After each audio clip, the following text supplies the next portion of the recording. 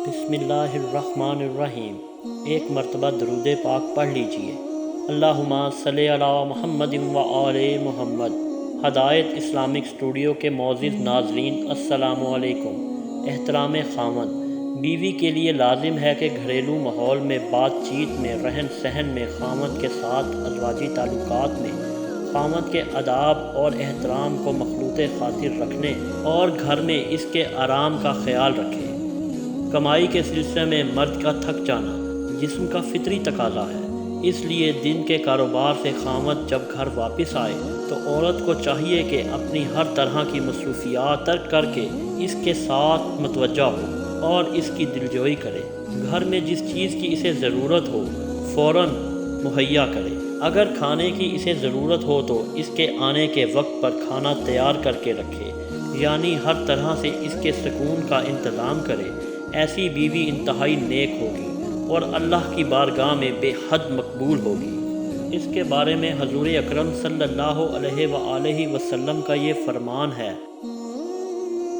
حضرت ام سلمہ کا بیان ہے کہ رسول اکرم صلی اللہ علیہ وآلہ وسلم نے ارشاد فرمایا کہ جو عورت اس حالت میں فوت ہو کہ اس کا خاوند اس سے راضی ہو تو وہ جنت میں داخل ہوگی۔ اس حدیث میں بتایا گیا ہے کہ عورت اپنے خاوند کو راضی رکھے تاکہ اس کا دین اور دنیا سنور جائے۔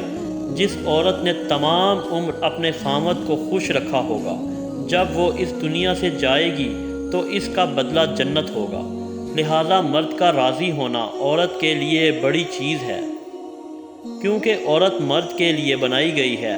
عورت جہاں دوسرے نیک کام کرتی ہے، اس کے ساتھ اسے مرد کی خوشنودی کو بھی شامل کر لینا چاہیے۔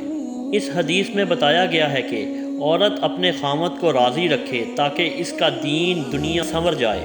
جس عورت نے تمام عمر اپنے خاوند کو خوش رکھا ہوگا، جب وہ اس دنیا سے جائے گی تو اس کا بدلہ جنت ہوگا۔ لہذا مرد کا راضی ہونا عورت کے لیے بڑی چیز ہے، کیونکہ عورت مرد کے لیے بنائی گئی ہے۔ عورت جہاں دوسرے نیک کام کرتی ہے، ان کے ساتھ اسے مرد کی خوشنودی کو بھی شامل کر لینا چاہیے۔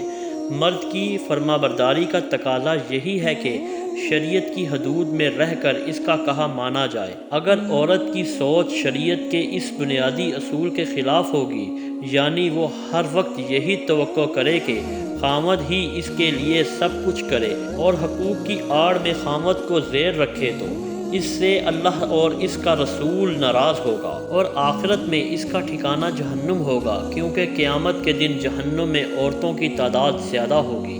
اس کی وجہ یہی ہوگی کہ زندگی میں وہ اپنے خاوندوں کو تنگ کرتی ہوں گی اور ان کا ادب و احترام نہ کرتی ہوں گی۔ اللہ تعالیٰ عورت کو مرد کے ساتھ اور مرد کو اپنی بیوی کے ساتھ ادب و احترام سے رہنے کی سوچ عطا فرمائے۔ خاوند کو خوش رکھنے کا اجر۔ حضرت عائشہ سے روایت ہے کہ رسول اکرم صلی اللہ علیہ وآلہ وسلم نے فرمایا ہے کہ جو عورت اپنے خاوند کی آراستگی اور بھلائی کے لیے کوئی چیز اٹھائی رکھتی ہے، اسے اس کے عوض ایک نیکی کا ثواب ملتا ہے اور ایک گناہ معاف کر دیا جاتا ہے اور ایک درجہ بلند کیا جاتا ہے۔ اور جو عورت اپنے شوہر کو خوش رکھتی ہے اور حاملہ ہوتی ہے، اسے اتنا اجر دیا جاتا ہے جتنا رات کو عبادت کرنے والے اور دن روزہ رکھنے والے اور اللہ تعالیٰ کی راہ میں جہاد کرنے والے کو ملتا ہے۔ اور جب اسے درد زدہ لاحق ہوتا ہے تو ہر درد کے بدلہ میں ایک غلام آزاد کرنے کا ثواب ملتا ہے، اور جب بچہ ماں کا دودھ پیتا ہے تو ہر دفعہ کے عوض میں بھی عورت کو ایک غلام آزاد کرنے کا ثواب ملتا ہے۔ خاوند کے آداب و احترام کا واقعہ۔ ایک بدصورت شخص رسول اکرم صلی اللہ علیہ وآلہ وسلم کی خدمت میں آیا۔